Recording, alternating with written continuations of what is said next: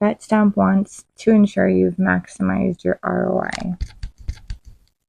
Line shopping for the best odds matters, and that is why any profitable sports bettor needs to be using multiple sports books.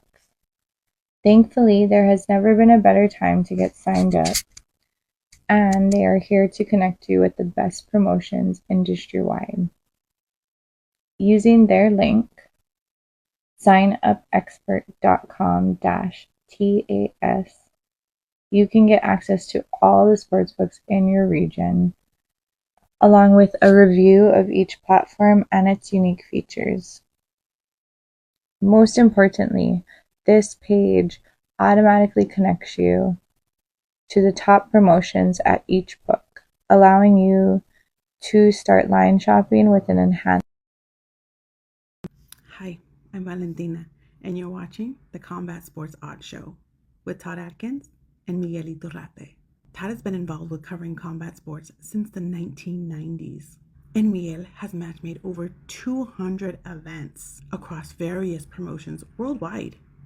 Miguel also hosted a gambling show on UFC Fight Pass called MMA Oddsbreaker. These guys are awesome. Please subscribe to the channel and watch out for future episodes. And hey, don't forget about me. Follow me on TikTok, valentina.la.nueva. See you there.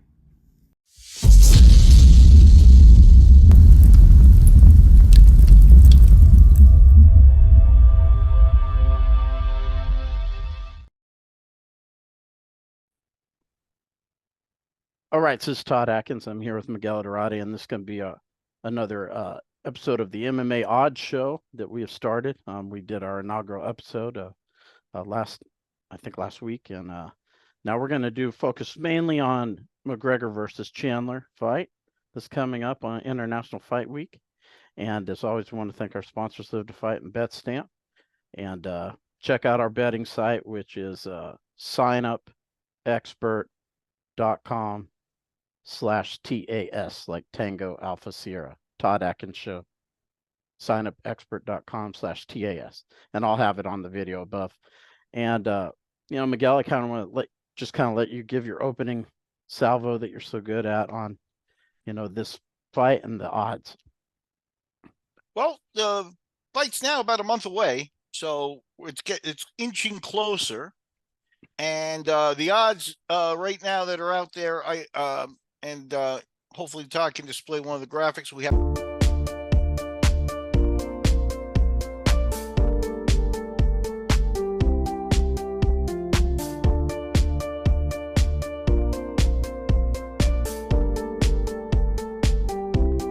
Are very similar to the Usyk Tyson Fury fight, and that is this is a very tight fight with two negative numbers. McGregor at -108, Michael Chandler at -118. It tends that tells me Chandler's a slight favorite. And what that means is that you have to bet $118 on Chandler to make $100. Whereas for Conor, you only have to bet $108 to make $100. So your risk is less. You risk $10 less with Conor on that bet if that's the way you want to go. Very interesting numbers. The hint to me here is that, whatever bombast Conor puts out now on social media and all this other stuff and things, his star has fallen a little bit because, during his heyday, he was starting to get favored and favored, pretty good for some of his fights. Money may still come in on him from loyal fans and stuff, but there's reason for even loyal fans to be cautious with him now. So I find it to be very interesting numbers, -108 and -118 for Chandler. I'm not sure. We're still a month away. There may be some drastic changes, but I'm not sure it's going to change overly drastically. Both guys have a lot of negatives at this point. McGregor, obviously, we've detailed a lot of those over the years. Chandler, for all intents and purposes, we know Chandler's a gym rat. We know Chandler is a hard worker, an elite fighter. But at the same time, he's also been inactive a great deal of time. He took a lot of losses in the UFC. He doesn't have, a winning record in the UFC, and he's now 40 years old. So, you can take that with a grain of salt. McGregor, I think, is going to be 37 when the fight time comes along. McGregor's actually younger. And, Chandler, to me, has a lot in common with Eddie Alvarez. And back when Eddie Alvarez fought Conor, I sincerely thought Eddie would win. And, Eddie and Chandler had wars. I think they have, had a rivalry where both won the fights in that fight. So they're actually pretty similar fighters. They're also short and stocky. And I think that short and stocky works in McGregor's favor. I think this was favorable. The idea of this match when they conceived it and their reason to, stick with it for so long. Chandler actually just turned 38. I mean, it's 2 years, but yeah, he's not quite 40. He'll be 38. Okay, no, I appreciate that. Then I must be having a little memory slip. I apologize. So they're roughly the same age, but again, on a plus side of 35, and with inactivity, you do start to worry about it. And as I was saying with Eddie Alvarez and him, those guys are pretty comparable fighters. And I think the reason that they've stuck with this fight instead of letting Chandler back into the rotation, Chandler against Makhachev would have been a very interesting, fight. They could have had Chandler fighting and notch some wins to try to create that fight because Makhachev counts a great deal on his wrestling. And really, Chandler, I don't want to say Chandler's on the same level as Makhachev. Makhachev would be offended. Chandler might consider himself on that level, but Chandler's an excellent wrestler. And all you really need is to, cancel out some of the other guys' positive strength, so Chandler and Makhachev could have been a very interesting fight, but they stuck to this fight with orthodoxy. And I think the reason for it is because I think McGregor, with his length and reach and boxing precision, Chandler's a slugger. If Chandler thinks he's going to wade in and throw punches and maybe, present a couple of angles, McGregor could figure him out eventually. He did with Alvarez, and he dropped Alvarez consistently in the fight. If he rushes in, you could wind up with another situation like the Aldo fight because, Conor's shown that ability to be very precise with his punches. So I do think that this is one of those matches where Chandler's there for the UFC to notch a win for McGregor. I think that's what suits them with McGregor, is for him to get back on the winning track and, and then follow up with another fight before the end of the year kind of thing, because he's been out of the rotation for a while and McGregor looks good and they bring him back and he's back in the rotation with a couple of fights in 2024. A lot of that old rhetoric and all that talk of negative stuff going on will go away. He would be back to being a fighter. I'm not quite sure that happens, but we'll see how it goes. Where's something like when we talked about Usyk Fury, which was a close fight also, as far as betting odds go, where's some niche in there that might be a decent bet? Because just betting on the fight doesn't look ideal because the odds aren't really good to win much for either guy. You have to bet a lot. Yep. I think where's some little, maybe, off bet, or what is it they call it? The props and things like that. Where's a prop that you might think be decent to hit on? Chandler's been waiting for so long. Chandler's got a lot of confidence. Chandler is a 155 pounder who's going to be up in weight to 170. McGregor, he's fought at 145, 155. McGregor probably is more comfortable at 170 than Chandler at this point, only because, I don't think McGregor, with the past few years of his lifestyle and stuff like that, wants to endure a big cut to 155. So, if Chandler comes in and charges, just remember what happened to Jose Aldo. So you may want Connor knockout first round. You're going to get a plus number, plus 200, say, and that would mean that you bet 100 to win 200. So you take 300 back. You get your $100 bet back plus the 200. So you want to look for the plus numbers there. If you're enamored with Chandler, if you think that Chandler is going to outwork Connor, or that Connor is going to be lazy, you might want to look at some of those plus bets for Chandler. I don't think this fight goes the distance, especially if it's a 5-round fight. I don't think this fight goes the distance. Chandler does bring intensity. McGregor is going to bring a certain amount of intensity as well. One of the things that you may want to look at here is, some type of finish before the end of the fight. It could be pick a round finish. You don't even have to pick the winner. You just have to pick what round the fight's going to end. There's all kinds of bets when a fight's this big that the books will put out there. And remember, McGregor, in one of his last outings, obviously, against Poirier, his body didn't hold up. And, even though obviously he's recovered from that, and, obviously he's got the money for the top-notch medical care and that sort of stuff, he's been abusing his body a little bit.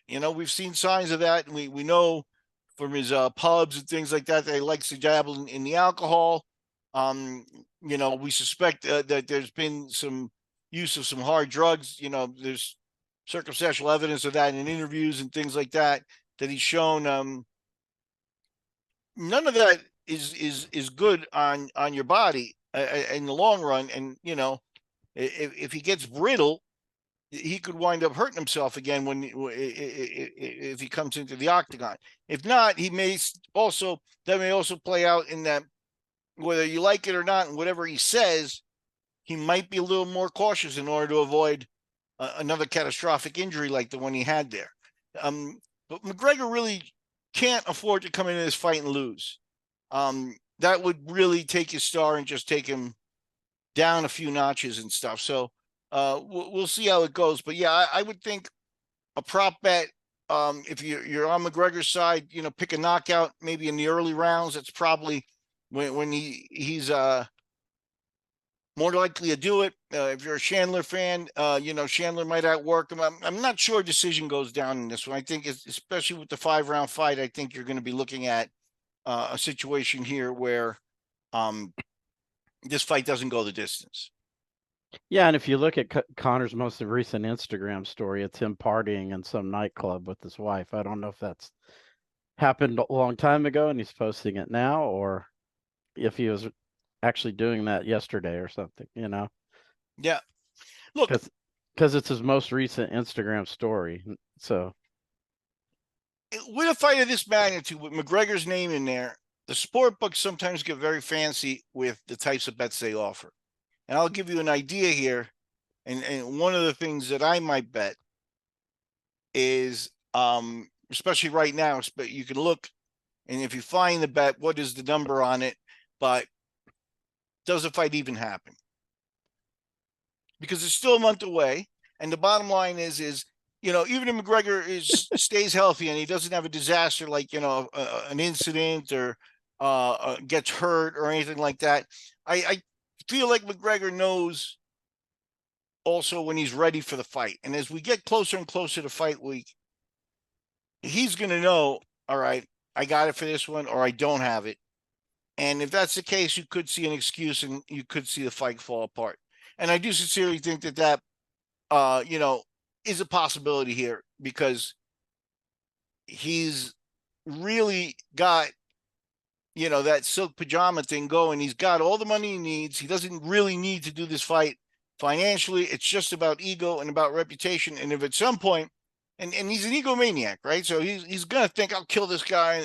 That's going to be the rhetoric you always hear from a fighter. But when he's in a dark corner in the gym after a practice and he realizes he's not as crisp, he's not as fast, he's not there, and he's not feeling it the way he always did, he may pull out of the fight in some way, shape, or form. When who knows what kind of chaos can be created to do that, Does he come out and just say, hey, I got hurt, or this or that, or the other thing? I don't know, but I still stand by the comment I made on an earlier podcast when we talked about this, is that I believe that this fight will happen once we see them in the ring and the bell's rung.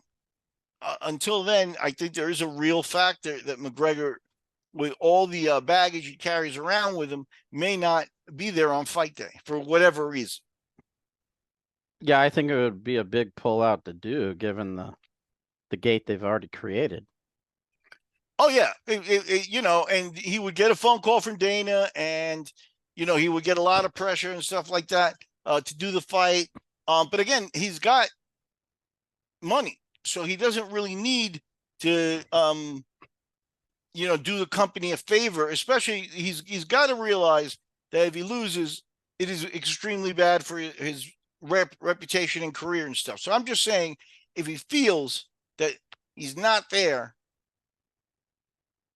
anything can happen. And some of the sport books may have that. Do you think the fight will happen? Just simply like that. Yes or no. Bet no, and see what the number is on that. And if it goes down, you've made some money, even though the fight doesn't even happen. So, if they do have that prop bet, that means they think there's a possibility of it. Yeah, in the sport books, which is interesting, which would be very interesting. Depending on the sport book, the sport books love to take your money. So all those people that would bet, no, the fight's not going to happen because, they listen to me, or because they got a gut feeling, or they agree that Conor is enough of a loose cannon that he may not make it. All those people that bet that, when he gets in the octagon fights, the sport book just keeps all that money. Right, but I don't think they would put up odds on that if they thought there was no chance whatsoever of that even being a possibility. Yeah, no, like I said, they just not every sport book will have that prop bet, but if you look at the list of prop bets, you'll see all kinds of things that are on there. And it is very possible that will be offered at some of the sport books. And I think it might be worth looking at. If it's a plus number, you can bet $100 and take back 150, or, more than double your money. It may be worth looking at, because I do think it's a possibility, and I have from the very beginning. It's a crazy thing to think about, just given that everything that's behind the fight and the fact that Dana put out the gate already. It's almost like he's putting pressure on it to happen. When was the last time you seen him release the gate early? Even for McGregor fight, I don't think he's done that. No, Dana wants this fight to happen because the income generated is going to be probably the highest of the year, right? So once you're getting into those numbers, that's what his boss is going to care about, is that the money coming in from that. So yeah, Dana's under pressure to deliver McGregor now, and Dana will be very upset if something happens there. He'll, Conor will get the phone call, and Dana will apply all the pressure of his psychology and stuff like that. And that would be an interesting phone call to hear and listen to, if it ever goes down. But like I said, this is one of those things where the UFC's attitude of, we're making money and this is big money, so nobody can handle, nobody can pull out. Everybody's got to play along. You got to be a company man, stuff like that. McGregor may be beyond that. He's making money hand over fist. He's thrown his hat into the bare knuckle show. Not much has come of that, but he's supposedly, gave them some money for operating and stuff like that.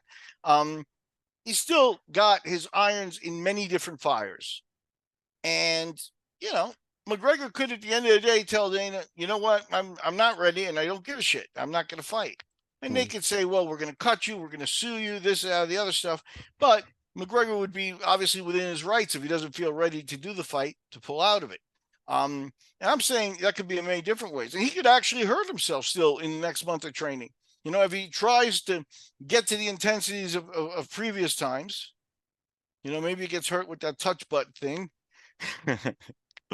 But if he tries to get the intensity of, previous training, and now he's an older man and, doing sprints or whatever, he pops a knee, he pops an Achilles. He's not going to be there, and there's nothing you can do about it. Of course, Dana's going to want to, have him examined by their doctors and this or the other stuff. But it'll be more interesting if the reason is psychological, where he's like, man, I'm just not ready. I'm not up for this fight. He won't say that in public. Who knows what excuse you'll get? But like I said, he's a fighter. He knows he's been to the top. He knows the intensity he has to bring to get there.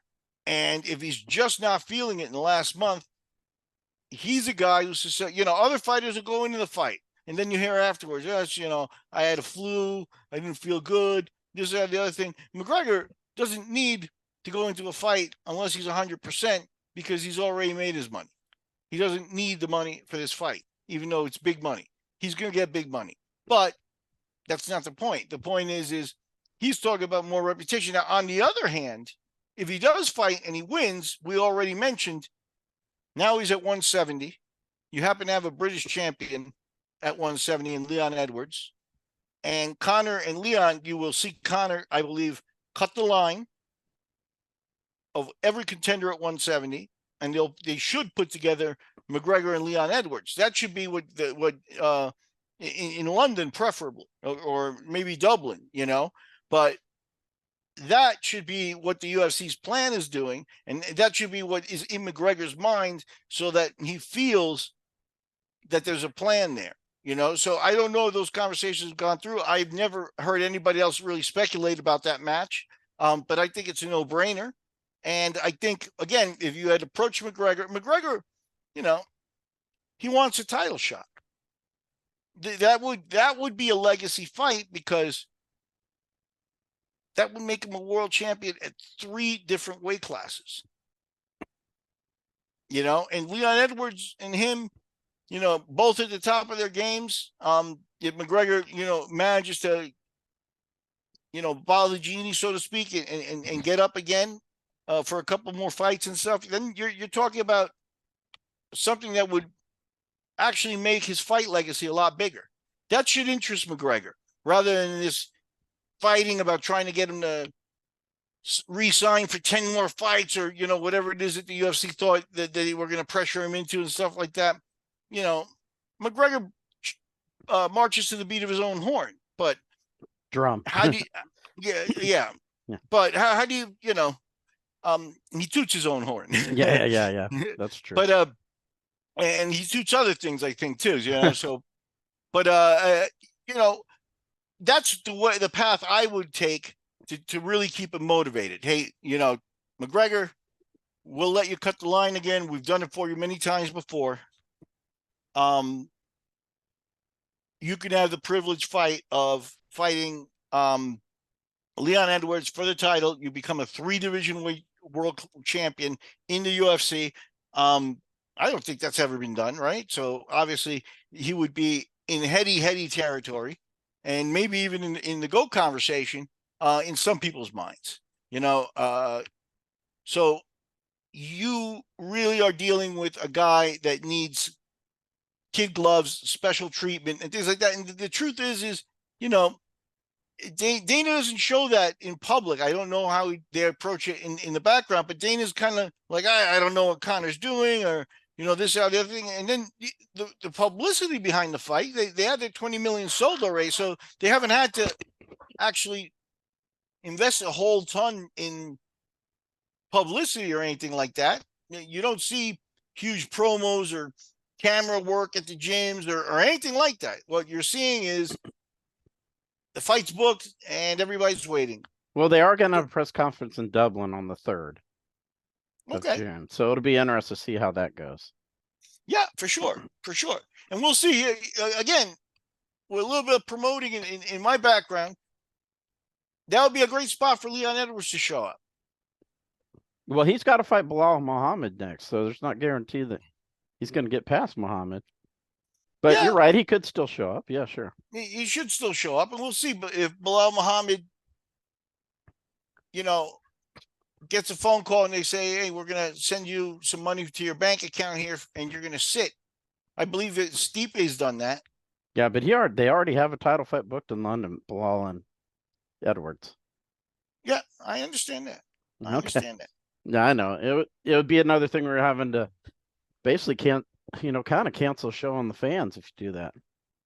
Yeah, In a way. I mean, they'd still have it, of course. And, But and that's what hints at they didn't think of this. yeah, I'm You with you. know, I think they should have been trying to set it up, just like you said. so it's like, okay, I saw recently an interview with Dana where he's like, he's the only expert in the world and stuff like that. Hey, Bilal Muhammad's a good fighter and he's been waiting for a little while and stuff like that. A lot of guys have waited. Bilal Muhammad is not the needle mover of all time. Mhm. That he could, and like I said, they made Stipe, I think, take some money to sit while they did other fights when he deserves his title shot and his rematches and things like that. And they just they paid him off. Bilal would probably be, I don't know if obligate's the right word, but if he did the right thing there and said, all right, I'll take the money. If he bitches and complains too much and be like, no, I want my title shot, things like that, you could wind up pissing Dana off. And if Dana, so I'm like I said, and that's the best way to approach McGregor, was to lay out a game plan for the next couple of fights that make him motivated. Because right now, I think what motivates him is, hey, there's nothing I can't buy. There's nowhere I can't go. There's nothing I can't do. That's it. I recently saw him biking in Cairns. Cairns is not exactly, one of those places where, a lot of training camps go down. Sorry, the weather's hitting here. There's a big storm, so I'm getting buggies all over the place here. But yeah, so they missed the ball. They say, like he knows what he's doing. And Dana is, look, he's a billionaire practically. The company's making a fortune. So, but I think they dropped the ball on this one. Putting Leon Edwards is not a huge needle mover, right? So Bilal Muhammad versus Leon Edwards. What exactly? Yeah, in London they haven't done a show in a long time. They may have to put Jones Aspinall on top of that to actually make it a big show. Because if not, that's not a marquee fight that moves the needle into the million pay-per-view range. So very interesting that they didn't think of that or are not working on this sort of plan. It's just my opinion. And maybe they also touches upon my original point. Maybe they no longer trust Conor like that. Like they think he might not show up, that if they put all their eggs in his basket, he may let them down. Who knows what they're privy to about the guy that we haven't heard in public yet, but other screw ups, other crazy stuff that he's been doing, other activities and things like that. When he was in filming the movie and stuff, did the UFC have some people there kind of reporting back to him about his behavior? Yeah, Aspinall's going to fight Blades on that same London card. Curtis Blades. It sounds to me like there were better matches that could have accompanied a big show to return in London, especially if let's say we got to wait for Conor. So when is it? When is the London show? That's going to be July 27th. So it's 2 months away. So yeah, you could have delayed that 2 more months and done it in September and put real marquee fights on there and done a massive show. They got Bobby Green, Paddy Pimblett. That's interesting. Yeah, look. Arnold Allen, Giga Jacozzi. That's interesting too. Oh yeah, so they have some good fights. Some good fights. There's nothing on there that tells me that it's $1 million pay-per-view hit. Mm-hmm. Nothing. And there were potential fights. You got John Jones still pussyfooting around. Now they want to do Stipe and stuff like that. It's okay.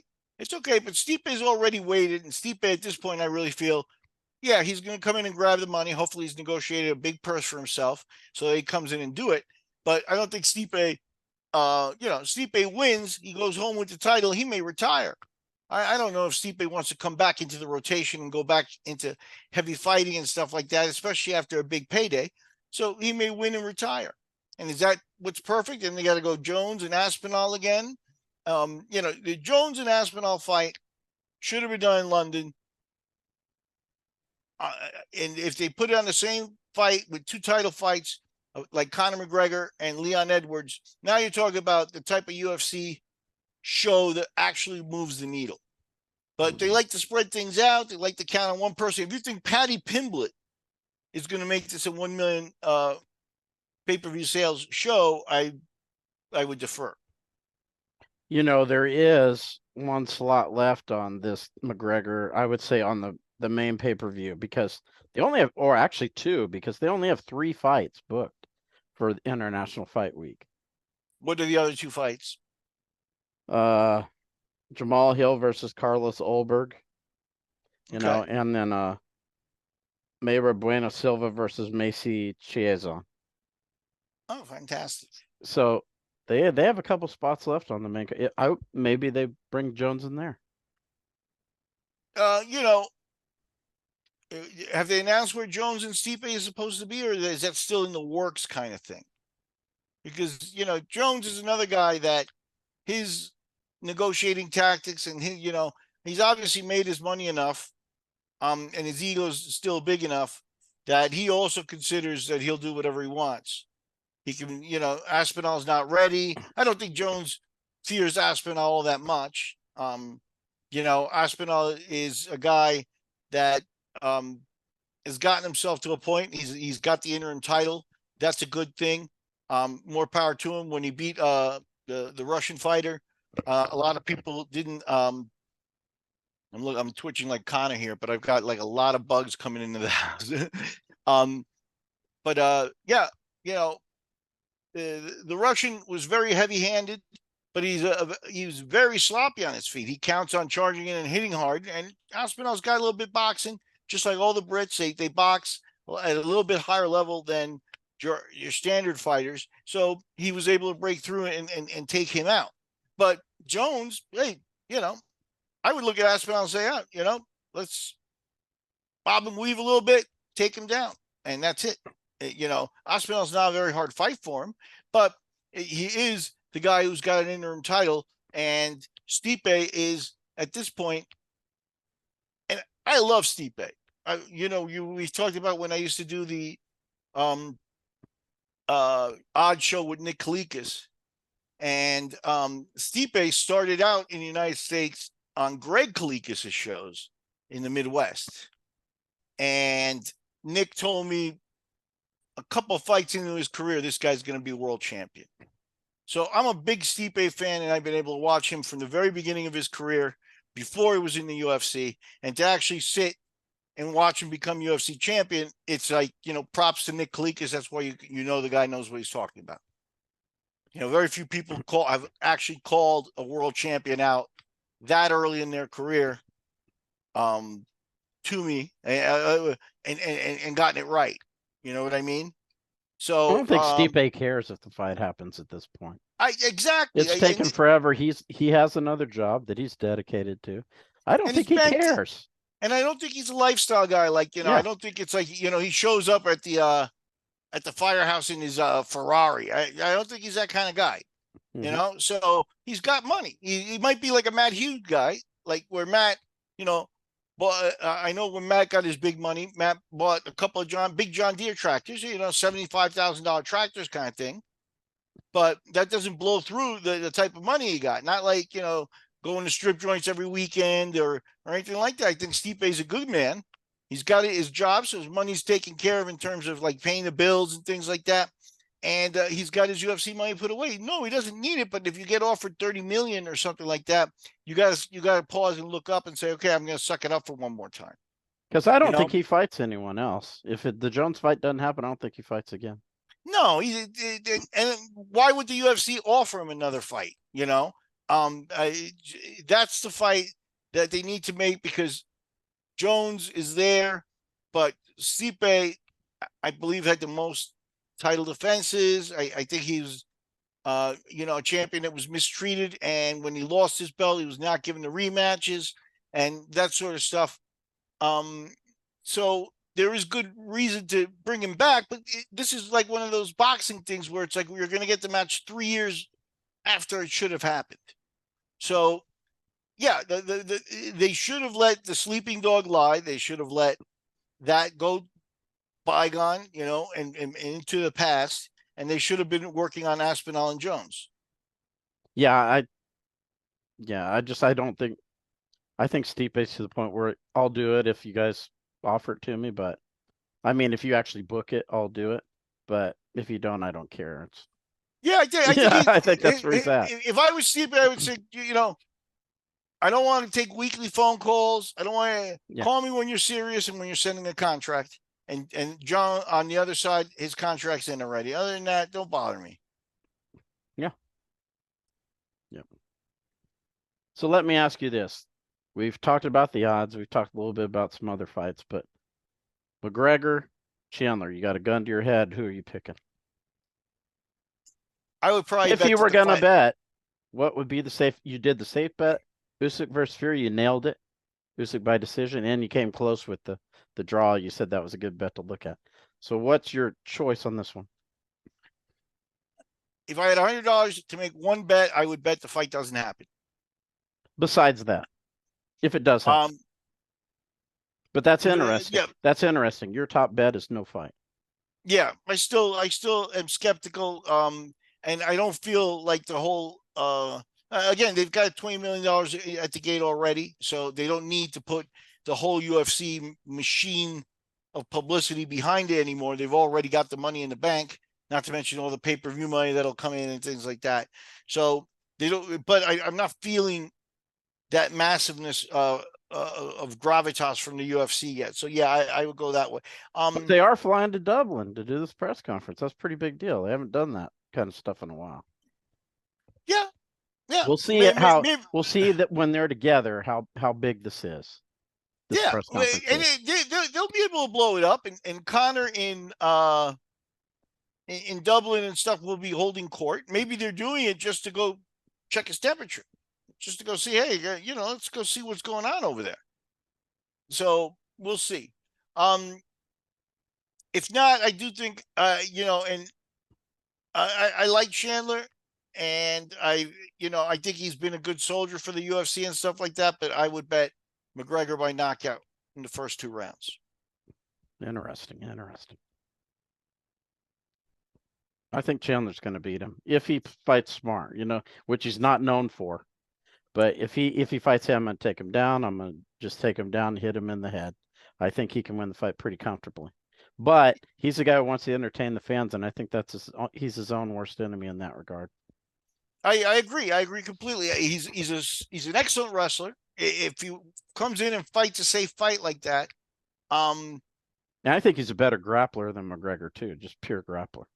I think he's McGregor's never, shown anything like real dedication. I think hopefully the most work he's put in is against takedown defense. But all Chandler has to do is make one mistake coming in. And again, with stand-ups and with the rounds and stuff like that, he's going to have to execute coming in and doing the takedown more than once. And again, you're talking about McGregor's precision is all time. Aldo was, until then, the GOAT at that weight class. On his way to being in the GOAT conversation, period, because he really had that type of streak and that type of career going. And he broke him. It wasn't if you got up to get a beer and you missed the fight. So that was quick, and you could say, okay, but that was a fluke. He dismantled Alvarez, and I think that's a lot of the way that the Chandler fight could go. If he lands a couple of punches and Chandler has to be a little more cautious or wants to throw caution to the wind and start slugging it out and throw the wrestling out the window, you can stop the wrestling by hurting him. And McGregor is, in terms of striking in MMA, McGregor is the superior striker, and he's got the reach and things like that. So yeah, my bet would be McGregor by knockout. Yeah, it's going to be interesting. If it does happen, it will be interesting. But you're not happening as the top bet, which for you, then that's pretty interesting. Yeah, we're a month away. We're a month away. We'll see how it goes, But every day you could, that the UFC brass is sitting there thinking, okay, let's get to London. Let's see what he's doing. If they land in London and they go to his gym and he's not at the gym, but then they go to his pub and he's at the pub and he's buying shots for old men and playing hosts and stuff like that, these are bad signs. Mhm. These are bad signs. Those could also be signs that if he goes into the ring anyway, that Chandler would win. So that's why I'm not comfortable with the McGregor pick, but I do think that, like I stated at the beginning, that Chandler was handpicked for this fight because stylistically, matchup wise, on the body styles and things like that, McGregor benefits from fighting a shorter, stockier fighter. Yeah, I think it's a great thing to end on as far as, you've kind of given your pick, and also kind of, it's not the ideal fight to bet on if you're looking to win a lot of money because it's so close. But and there's Well, nothing, the there's nothing. knockout in the first rounds, you could probably find a little bit better money on. And Yeah. I would also tell you that in the future, and I'm okay with this because we're developing the odd stuff and getting our report together and stuff like that. But a week away is the right time to make the final pick. So this Yeah, is that's my true. my preliminary look and my preliminary pick as of right now, just off the top of my head, doing some brainstorming. But we'll see how it goes, and we'll see how this thing develops. There's still a lot of time for a lot of different side stories to kick in here. It's still a very interesting preliminary pick because I don't think that's on the top of anybody else's. So it is We'll very see. We'll see interesting. how it goes, man. If this fight doesn't happen, do you know how I may actually, you know, want some props? It would be a disaster for the UFC if it doesn't happen. Yeah, they have a show scheduled next week. They have a show, and if they've taught us anything, is that time marches on, and they will recover from it, even if it is a temporary disaster. What it will do signal is it'll be the rupturing of the McGregor UFC relationship. I think you can't trust the guy anymore, and that's not the way McGregor wants to go out either in terms of his fight career. So he may make the fight, but I just think that there's so much going on with him and stuff like that you never know. Yeah, that's an awesome thing to end on. Now I want to give you a chance to kind of talk about MMA collector and the dog rescue Well, stuff. So I just got MMA classic fight review done, and we look back at a classic NHB fight between J.R. Palmer and Maurice Cordy. And that's up there on the site now at MMA Collector 74 at YouTube. Well worth watching the fight. You're never going to see that type of ending again in MMA. This is a pure NHB fight. And the interesting part is that on Tuesday, we're releasing an interview actually that we did with JR Palmer. So a lot of the backstory of this fight, we hear from JR himself just in a couple of days. So it's a pretty nice little package of stuff that we're delivering this week, and I'm pretty proud of it.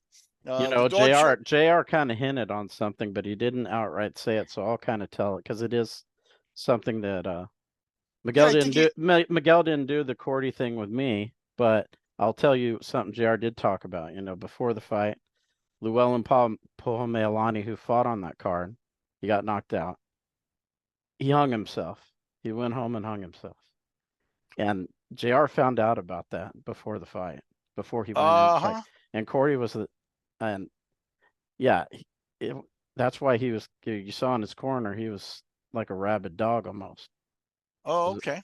Yeah, that's really unfortunate and sad. And Cordy talked, yeah, smack to JR's wife and stuff like that as well. I took it to me. I understood when he said it. My thought was that Cordy had made a phone call telling him that his opponent had died, because of the fight and stuff like that, just to try to get into his head.